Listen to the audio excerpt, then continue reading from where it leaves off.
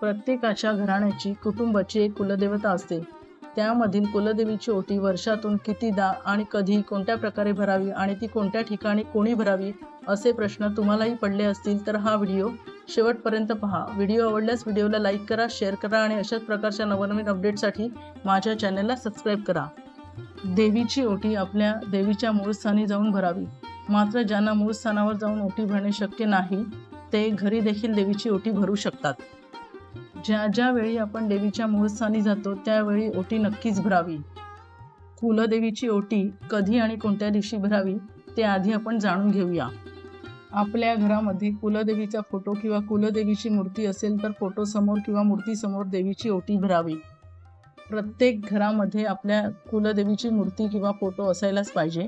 मात्र आपल्या घरामध्ये कुलदेवीचा फोटो नसेल तर प्रत्येकाच्या घरातील देवाऱ्यामध्ये जी कोणती देवी आहे तिला कुलदेवी स्मरून त्या देवीची ओटी भरावी. देवीची ओटी ही खास वाराच्या दिवशी शक्यतो भरावी. वर्षातून 2 नवरात्री येतात, एक म्हणजे चैत्र नवरात्री आणि दुसरी म्हणजे शारदीय नवरात्री. या नवरात्रीच्या 9 दिवसात कधीही कोणत्याही दिवशी एकावारी आपण देवीची ओटी भरावी. या व्यतिरिक्त आपल्या घरामध्ये कोणतेही शुभकार्य घडत असेल त्यावेळी देखील आपण देवीची ओटी भरावी. शिवाय दिवाळी किंवा इतर कोणत्याही सणाच्या दिवशी आपण देवीची ओटी भरू शकतो. आपल्या मनातील कोणतीही इच्छा पूर्ण झाली तर त्यानंतर देखील आपण देवीची ओटी भरू शकतो. ज्यामध्ये तुम्हाला नोकरी लागली असेल, व्यवसाय धंद्यामध्ये बरकत होत असेल, वंशवाढीस लागला असेल, अशा कोणत्याही मनातील इच्छा पूर्ण झाल्यानंतर आपण देवीची ओटी आवर्जून भरावी. पौर्णिमेच्या दिवशी देवीची ओटी भरणे शुभकारक मानले गेले आहे. तसेच देवीची ओटी देवीच्या वारी म्हणजेच मंगळवारी आणि शुक्रवारी भरावी. शक्य असल्यास महिन्यातून एकदा किंवा सणासुदीला आपण जिथे राहतो तेथील ग्रामदेवतेची म्हणजेच गावदेवीची ओटी भरावी. त्यामुळे देखील कुलदेवीचे आशीर्वाद आपल्याला प्राप्त होतात. आता आपण ओटीसाठी लागणारे साहित्य पाहून घेऊया. ज्यामध्ये हळद, कुंकू, तांदूळ, खण, नारळ किंवा शक्य असल्यास साडी, तसेच करंडा, फणीचं जे पॅकेट अगरबत्तीवाल्यांकडे सहज मिळून जाते, ज्यामध्ये असते खारीक, सुपारी, बदाम, अक्रोड आणि हळकुंड. तसेच त्यामध्ये एक छोटासा लाकडाचा तुकडा म्हणजेच फणी आणि काळ्या मण्यांची छोटीशी गुंफलेली माळ, 2 हिरव्या काचेच्या बांगड्या. ही पहा, तुम्ही इथे पाहू शकता. देवीच्या ओटीमध्ये 11 रुपये, 21 रुपये अवश्य ठेवावे. याचे कारण म्हणजे देवीच्या साहित्यामध्ये जे काही आणायचं राहून गेलं असेल, विसरलं असेल, त्याचे प्रतीक म्हणून देवीच्या ताटामध्ये पैसे न विसरता ठेवावे.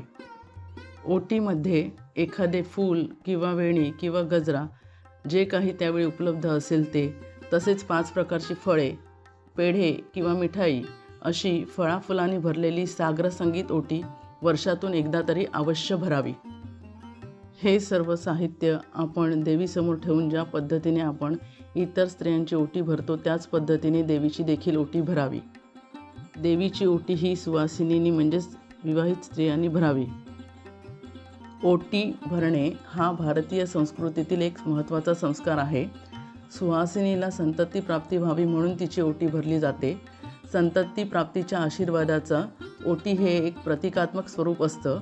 हा सौभाग्यवतीचा आदरही असतो. त्याचप्रमाणे आपल्याला ज्या देवीमुळे हे सौभाग्य मिळालं आहे तिच्या प्रती कृतज्ञता म्हणून नवरात्रीमध्ये किंवा मंगलप्रसंगी तसेच मंगळवारी, शुक्रवारी या 2 दिवशी खणा नारळाने देवीची ओटी भरली जाते. देवीची ओटी भरताना 6 वारीऐवजी 9 वारी साडी किंवा खण प्रामुख्याने अर्पण केला जातो.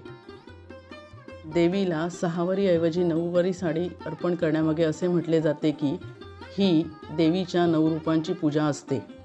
देवीला अर्पण केला जाणारा त्रिकोणी खण हा ब्रह्मा, विष्णू, महेश या त्रिदेवांच्या शक्तीचं प्रतीक मानलं गेलं आहे.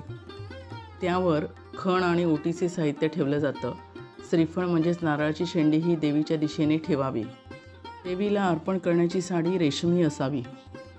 आपल्या कुलदेवतेला ओटी स्वीकार कर असे सांगून आपल्याला मिळालेल्या सौभाग्याप्रती देवीचे आभार मानावे आणि तिची कृपादृष्टी कायम आपल्या कुटुंबावर राहावी अशी प्रार्थनासुद्धा देवीला करावी. कोणी ओटीमध्ये सोन्या चांदीचे दागिने अर्पण करतात, कोणी महागड्या साड्या देतात, तर कोणी मुकुट देतात. असं काही आपल्या यथाशक्ती देवीला अर्पण करतात. काही जण एवढं मोठं दान देतात की आपण फक्त ब्लाऊज पीस आणि नारळ अर्पण करून देवीला ओटी भरली तर देवी स्वीकार करेल का अशी सुद्धा मनात शंका येते. अशी शंकासुद्धा मनात न आणता देवीची मनोभावे ओटी भरावी. आपण अगदी 5 रुपयांची जरी वस्तू किंवा एखादं फळ किंवा फूल देवीच्या ओटीमध्ये अर्पण केलं तरीसुद्धा ती मनोभावे स्वीकार करते असं सांगितलं जातं. मात्र ती वस्तू आपण मनापासून अर्पण करावी, यालासुद्धा खूप महत्त्व आहे. देवीची ही ओटी भरताना माझ्या घरामध्ये सुख, शांती, समृद्धी नांदू दे, भरभराट येऊ दे अशी मनापासून देवीला प्रार्थना करावी. तसेच ओटी भरण्यामध्ये काही उणीव राहिल्यास मला माफ कर, माझ्या यथाशक्ती मी तुझी ही ओटी भरली आहे याचा तू स्वीकार कर असं सरळ साध्या पद्धतीने बोलून देवीची ओटी भरावी आणि देवीला नमस्कार करावा. देवीच्या ओटीविषयी हा व्हिडिओ आपल्याला कसा वाटला नक्की कमेंट करून सांगा. तसेच तुमची देवीची ओटी भरण्याची पद्धत कमेंटद्वारे नक्की सांगा. व्हिडिओ आवडल्यास व्हिडिओला लाईक करा, कमेंट करा आणि शेअर करा. धन्यवाद.